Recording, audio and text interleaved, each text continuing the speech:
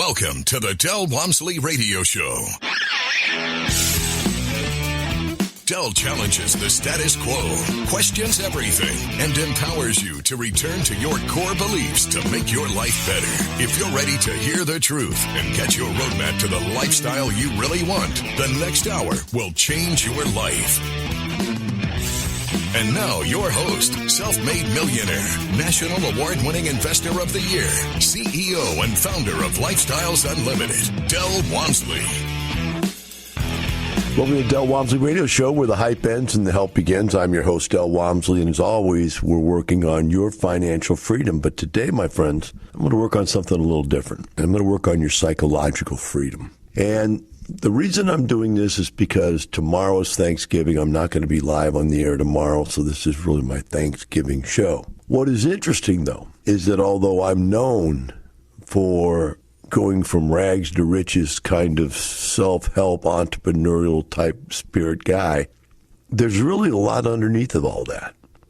And the reason I'm going to share this, and I've shared bits and pieces of it along the way, so there's nothing new revelations today I'm going to throw out there. But the reason I'm going to articulate it today as a group of ideas, a group of things, is that I believe that there are a group of you out there that match my situation, which is you're living on the dark side.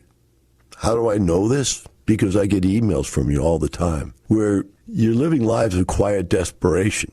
Now, I guess jokingly, that's not really jokingly, I contend many times on the radio show that people are living lives of quiet desperation. And whenever people come up and meet me after they've been to a seminar or whatever, they go, you know, I just listened to you, and it sounds like you're speaking to me directly. And that tells me that this is more of a universal problem than what the world wants to admit. And so here we are in Thanksgiving in a situation where, you know, we're going through all this political turmoil. We've just had a change of presidents again. You know, the people on one side hate the people on the other side. And you can just feel that massive tension. And you can feel the visceral hatred of one side to the other. But what I'm contending is there is visceral hatred, not on the open level. Like right now, the open level hatred, the people burning buildings down, the people screaming and yelling on both sides of the political stand, that visceral hatred, my friends, goes all the way back home, goes all the way back to their childhood, goes all the way, way back to the beginning of their life. And they've never gotten out of it. They've never been able to break out of that shell of hatred for themselves, for their parents, for society in general, the way society treated them. Now, if you go back a couple generations in my family, and I believe in almost everybody's family, especially if you go back to World War II people, and before that, you go to the Wild Wild West, the reality of the world then was kill or be killed, eat what you kill, survive or die. And as we grew as a society, that tough level of thinking, that me against the world survival mentality survives. It trickles down. It's called the zero-sum gain.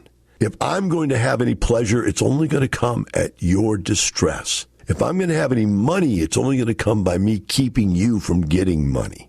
This is that me against the world mentality that's out there. And as I think back, and, you know, I was thinking about what are you thankful for? And I'm sitting here and this is so sad, but I'm not thankful for my parents. I wish I had different parents. I've met incredible families where the parents were incredible. And if you've got one of those families where your parents were incredible, and I want you to think about this. Your mother and dad didn't get divorced once or twice or three times or four times. Mine's 4 or 5, 6 times. My mom 4 times, my dad 3 times. I mean, come on. And you were bouncing around in all those kind of broken homes all the time. Your parents never really got it, yet there are people out there where the parents are solid as a rock. They don't bounce around, and they make not only a good family life, but a financial life, a secure financial life, a secure family life. And when you come out the other end, you know, you see the kids come out the same way. It's like an easy bake oven. When I was a kid, whatever you put in, it came back out, slid in one side, came back out the other side, same thing. It was baked a little, it was cooked a little, hardened a little, but it was still the same thing. Whatever you put in there came back out the other side. You slide it, and it goes right through. And that's the way life is, you know? And so as I look back and I'm starting to think, well, what am I happy for then? If I really wasn't happy with that, what am I happy for? So I want to share those with you today because there may be a few glimmers of light in here that somebody out there that's suffering on Thanksgiving Eve can grab hold of. So I'm going to start with a book called Pulling Your Own Strings by Dr. Wayne Dyer. If you are emotionally distressed right now, if you just think the world hates you and it's not fair and it's all over with and you're going to die and you're even in suicide thoughts, get the book Pulling Your Own Strings by Dr. Wayne Dyer. I'm sure at this time the book must be 50 years old, 60 years old. I don't know because I'm 64. I read it when I was a little kid. And it's probably too high of reading for a little kid. It might have messed me up, but it also saved my life. And what it taught me is that everybody out there is trying to manipulate your brain, trying to manipulate you to believe what they want you to believe, to do what they want you to do, because you are in a zero-sum game society. The only way they get more by getting you to do what they want you to do, which gives them more or stops them from doing what they have to do, or it takes it away from you, or in some cases, and Wayne Dyer explains this, it's just their way of spreading the unhappiness that they live. They're miserable, and they want that misery to spread. In fact, if I'm miserable, the only way I'll feel better is if other people around me are more miserable. If you ever catch yourself in a conversation where somebody just put you down or you're in a fight with your spouse, the only way to get out of that fight is to start talking about your relatives, but what about, God, did you see them? Or somebody else and you start talking about, oh, man, you know what they did? Oh, my gosh. And then all of a sudden you feel better. Now, where does this mechanism kick in? You feel better by talking about other people's failures. I see myself doing it. I catch myself doing it. It's a defense mechanism. It's divert the glare on me. We are glaring at me and my faults. Let's divert that glare of our faults to somebody else. And I feel in most cases, after you read this book, Pulling Your Own Strings, it will change your life. Because you will just stand there with your eyes wide open and your jaw down, looking at people going, you're doing exactly what the book said you're doing. I see you manipulating me. I see you doing what you want, telling me to do what you want, trying to misrepresent what's actually going on so that you can get me to believe I should do what you want. And then it brings up the fact that this happens at every level. So the Dems want you to think a way, the Republicans want you to think a certain way. And I remember when I was growing up, the Republicans were hated by kids. And the reason they were is because they wanted us to live in this little box and believe these little religious things that a lot of people growing up my age didn't believe. And then on the other side, now we hate the Dems because the Dems are doing the same thing. These kids that grew up, these progressive kids they were hippies and they were whatever, we were freaks and heroin addicts and this, they're grown up now. They run the country. And what do they want? They want to control and manipulate speech, control and manipulate voting, control and manipulate us from doing what we want as far as jobs and businesses. It hasn't ever gone away. It's playground garbage that's now adult garbage. We'll be right back with the Del Walmsley Radio Show.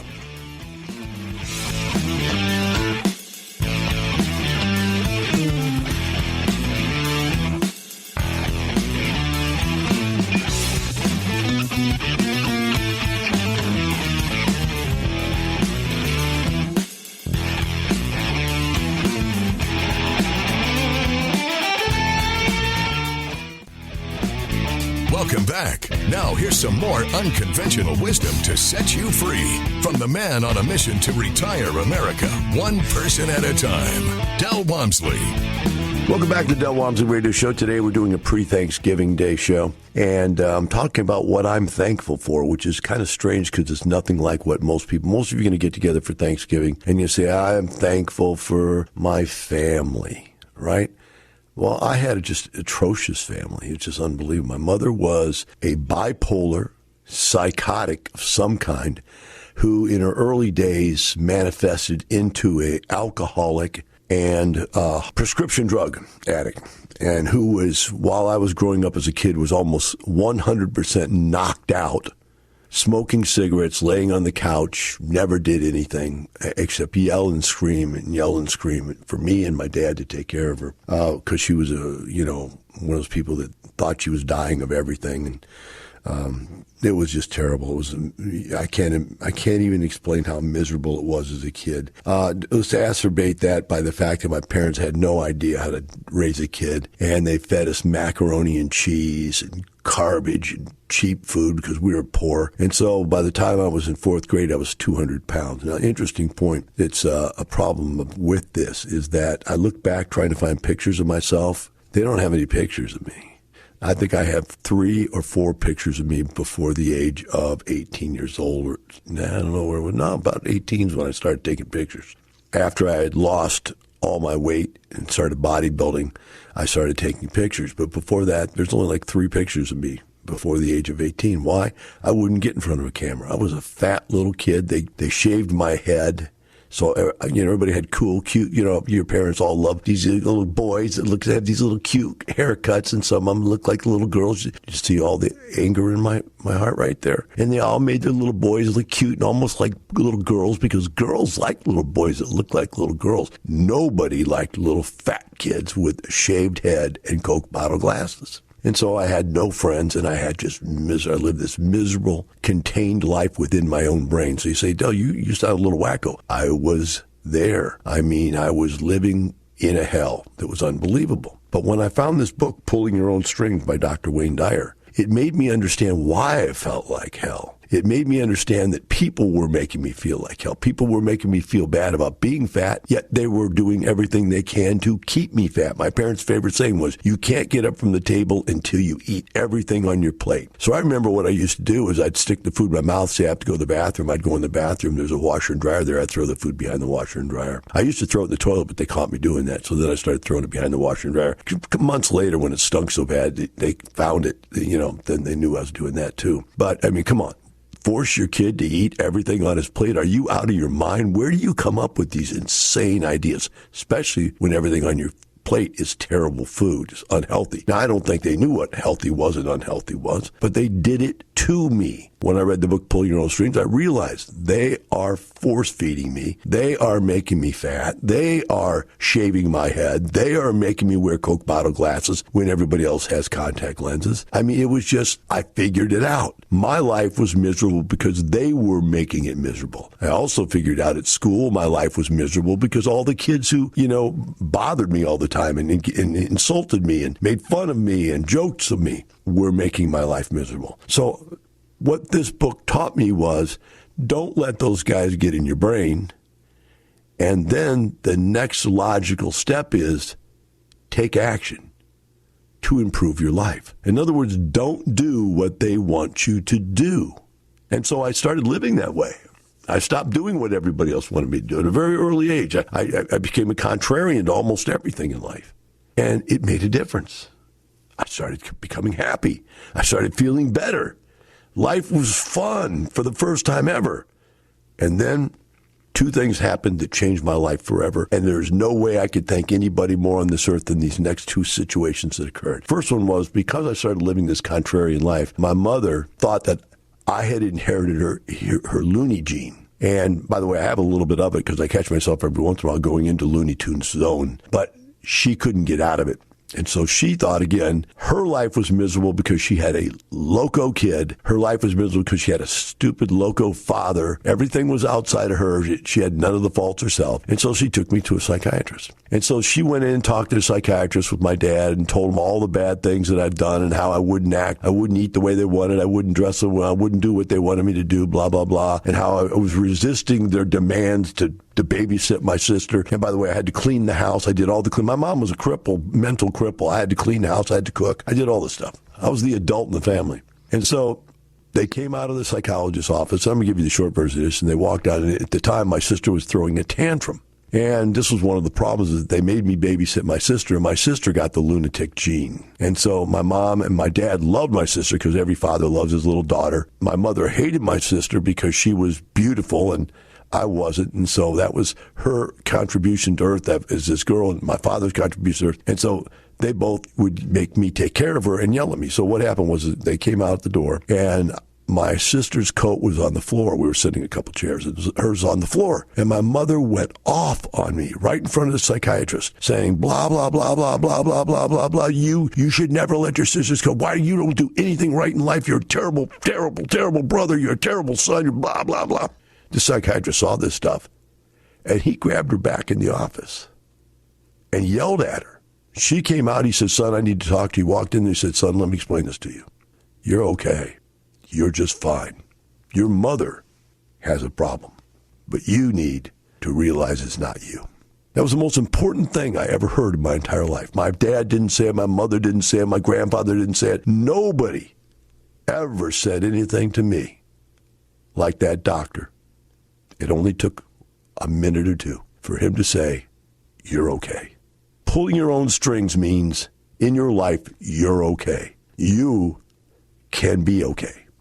So the next thing that happened to me after that was I found a book by Bruce Randall. I swear to God, I looked up the name. I can't find the name of the book, but the guy's name is Bruce Randall. Bruce Randall was Mr. Universe way back in the 50s. And he had weighed 425 pounds, and he went on a diet and a weightlifting routine and lost from 425 down to 225 and became Mr. Universe. He was on Ed Sullivan. He was on all kinds of TV shows because it was the most phenomenal human physical change that they'd ever documented. I read the book and I go, that's it. That's what I need to do. And I went on a diet that summer. I went and found some dumbbells and barbells that were in somebody's garage sale. I bought them for like $5. Took them home, put them in my basement, and I proceeded to eat 1 can of tuna and 1 can of green beans 3 times a day. Answer, solution, bodybuilder. We're right back with the Del Walmsley Radio Show.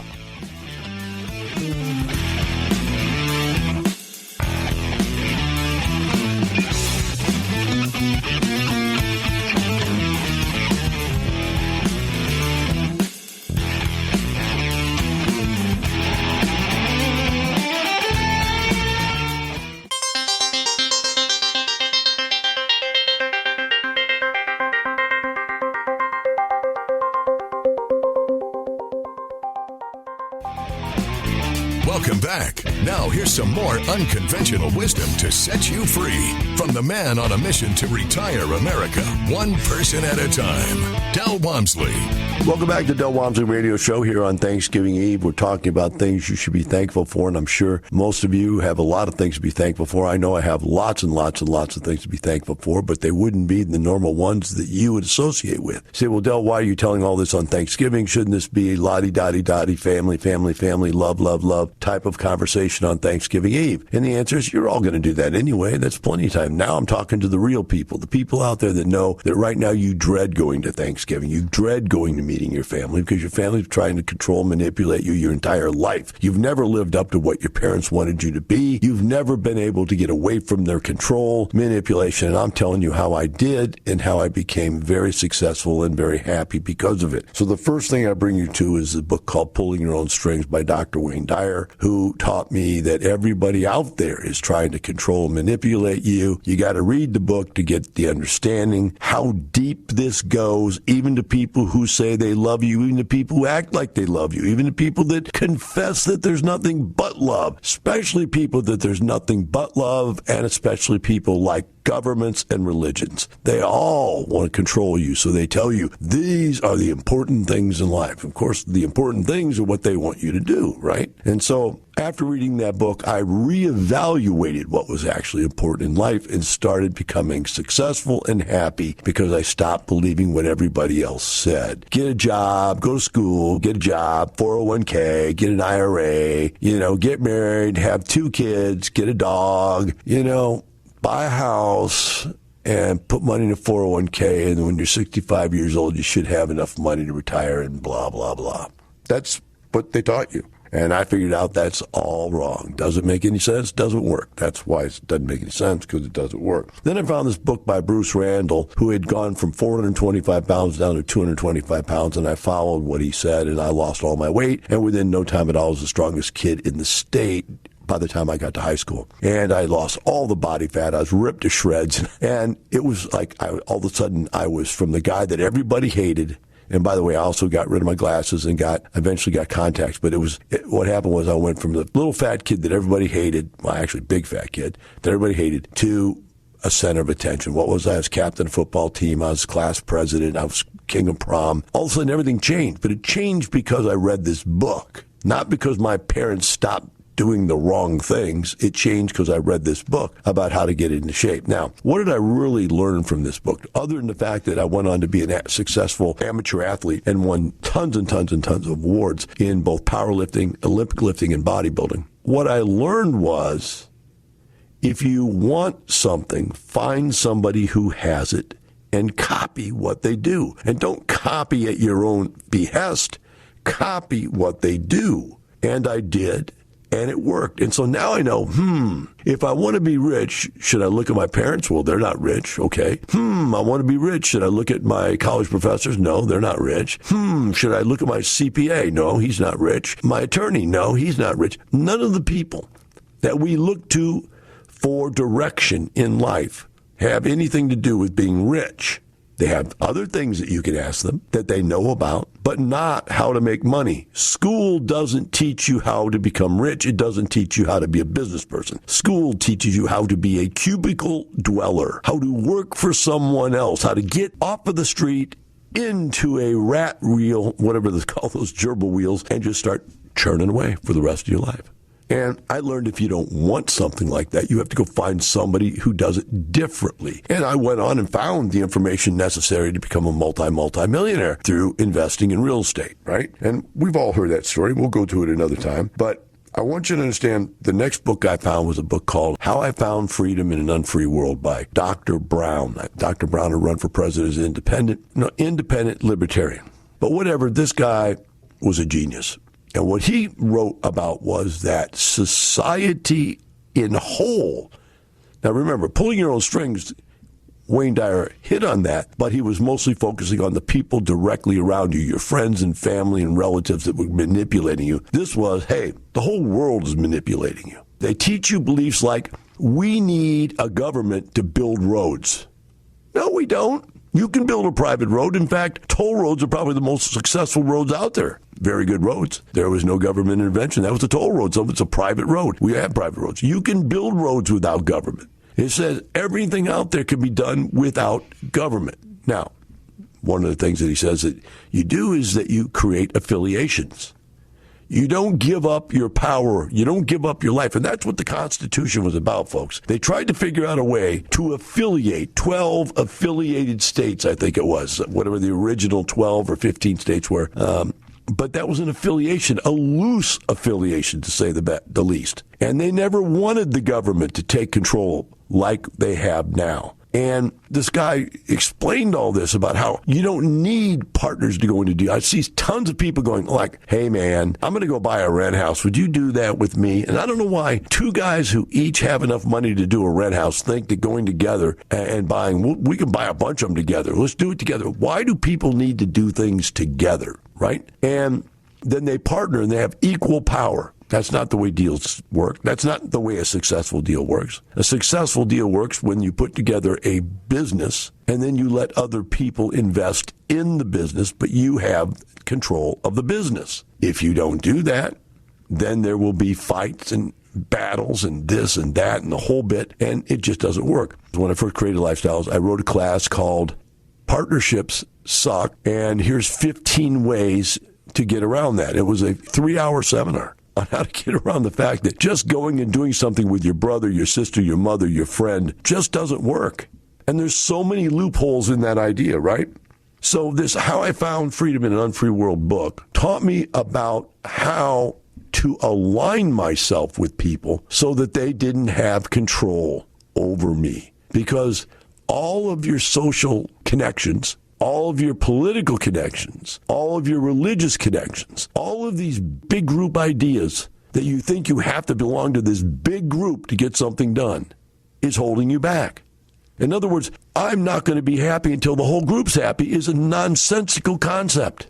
Yet it drives our political beliefs, especially the Democrats. The thing is that when you say that you're a part of a group, you disempower yourself. You don't empower yourself. You disempower you. You now have to act as a collective.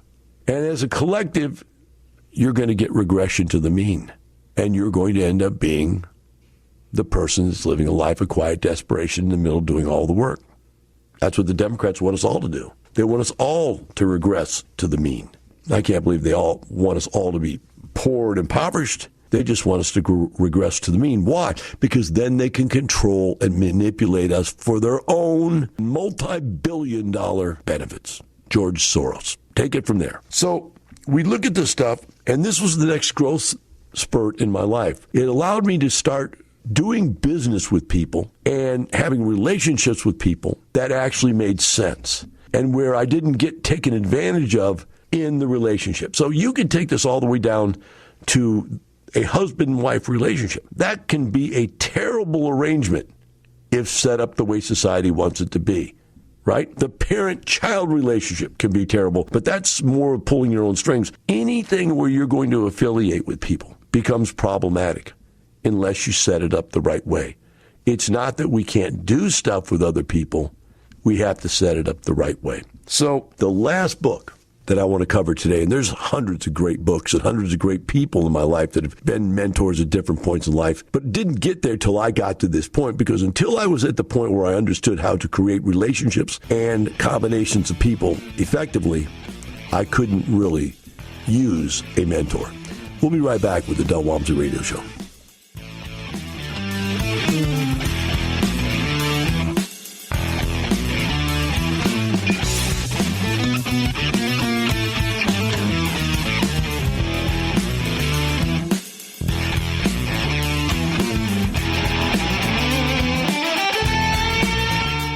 Del Walmsley talks about buying your way back from corporate America through real estate. A massive change in my life. My personal residence I lived in was a one-bedroom condo, cost $425 a month. This covered it. My automobile car payment was only $300 and some a month. This covered it. I was buying my way back from corporate America. I could feel it. Lifestyles Unlimited will teach you how to buy your way back from corporate America. Get in control. Get into our live online free workshop. Register at lifestylesunlimitedworkshop.com.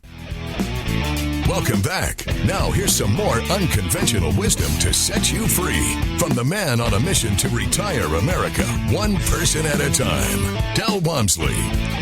Welcome back to the Del Walmsley Radio Show. Today we're doing a Thanksgiving Eve show, and I'm talking about all the things I'm thankful for. And as you listen to me, if you're a part of that established world out there that wants to believe that what you think is right and everything you think is right and everything else is wrong and blah, blah, blah, then you're probably uncomfortable with this conversation. If you're someone out there right now that knows you're living a life of quiet desperation and you can't figure out why, this conversation might be interesting to you. You might be willing to open your mind up a little bit and then read some of these books and understand the concepts and then have the power to change your life. The next book I want to talk about is very, very powerful. The book is called Think and Grow Rich, written by Napoleon Hill. And what he did was he interviewed for over, I think it was like a 30-year period of time. He had gone around and interviewed the wealthiest people in the world. And what he used to do, what his job was, he wrote self-help articles, not, wasn't books, but articles and pamphlets and stuff. So you'd get like a story. You get a story about Andrew Carnegie, and you get another story about Rockefeller or something like that. And he'd interview these great people, and he'd then put out this pamphlet on what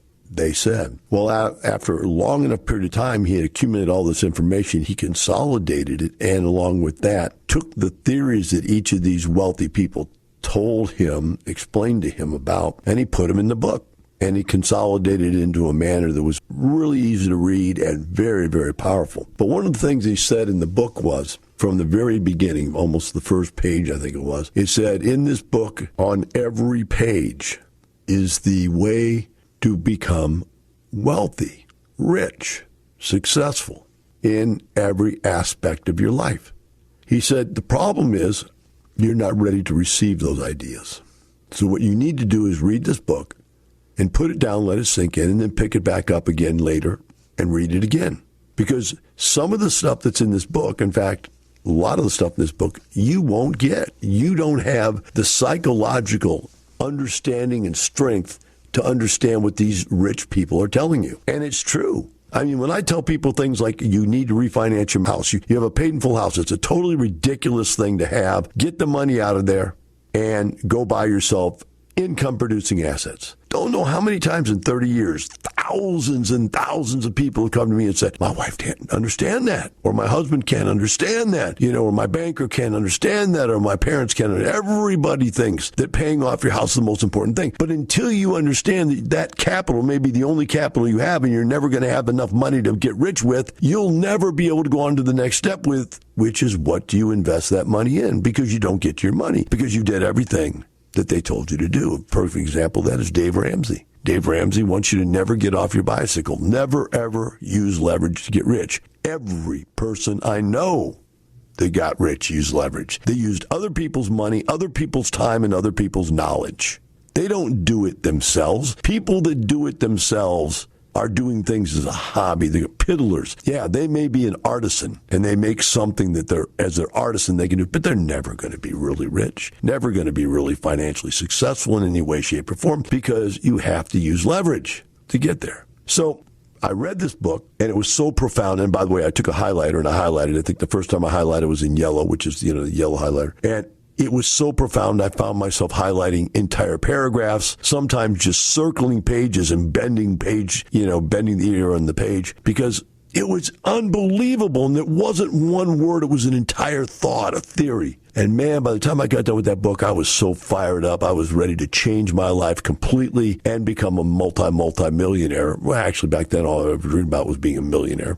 The multi-millionaire thing's a whole other story. In fact, we'll cover that another day. So I read this thing and I was like, wow, that's unbelievable. And I went and I started using these things. About 6 months to a year later, I decided I better read the book again like it said. So I went back with a different highlighter color. I think I had a green highlighter. And what was interesting, as I read the book again, when I came to the yellow highlighted areas, you know what I thought? I thought to myself, that's just common sense. Everybody knows that. I don't know why I even highlighted that. And at the time, it was the most profound thing I'd ever heard in my entire life. But what had happened is I internalized it. I internalized it to the point where I now thought it was common sense to don't pay off your house. I knew better. It was common sense that a 401k doesn't work. I figured those things out. And so at that next level, as I read this book, I was finding stuff that I didn't even see the first time I read the book. That's why people have to take my seminar 3, 4, 5 times. Some people come back every year and take it again because they're ready for a new idea. An idea that was in there from the very first time they took it, but they weren't ready for that idea. So a guy comes in and just realizes, I got to change my life. That's the first thing they learn. Second thing they learn is, okay, I've got to go change some things about what I do with my money. And they have to then finally get the guts up to do that. Then they do that. Now they come back and go, man, I'm going to buy single family houses. And then they go out and do that and they go, you know what? Now that I come back and listen to it again, he's right. I should have bought multifamily. So now I'm going to go buy multifamily. And then they go buy a 5-unit, a 10-unit, and they come back a year later and go, man, I should leverage this up. Why did I stop? Why am I happy that I'm making $5,000 a month? I need to make $10,000 or $20,000 a month. And I need to do it. And to do it, I got to do the same thing. I've got to get off all my ideas that allowed me to get to the point of owning 10 or 20 units. I've got to jump off that idea and go deeper. That's the way that book works. So one day I was sitting at lunch, reading the book again. I saw 2 guys sitting at a table. They saw the book. I later found out one of them's name was Dan Pastorini. He was a quarterback for the Houston Oilers. And the other one was a guy who owned the BMW dealership in town. 2 very, very successful rich guys. And they called me over and said, hey, I see you're reading the book. I said, yeah. He said, how many times are you on that book now? How many times you read it? I think they saw my highlighting colors. And I said 3. He goes, I'm at 11. The information and opinions you hear on the Del Walmsley radio show are those of the host, Del Walmsley, his guests, and his callers, and do not necessarily reflect the opinions of this station, its affiliates, its management, or advertisers. The Del Walmsley show is for entertainment purposes only. Please consult a professional regarding your personal investment needs. Nothing presented on the Del Walmsley show constitutes an endorsement, recommendation, offer, or solicitation to buy or sell any product or security.